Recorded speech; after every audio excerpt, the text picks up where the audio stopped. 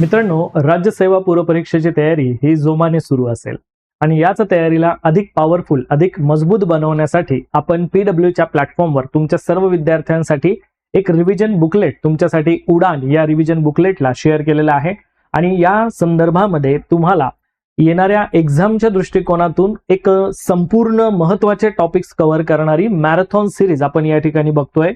20 मे रोजी सकाळी 10 वाजल्यापासून जवळपास 12 तासांपर्यंत ही मॅरेथॉन चालणार आहे, ज्यामध्ये वेगवेगळे विषय कव्हर केले जातील.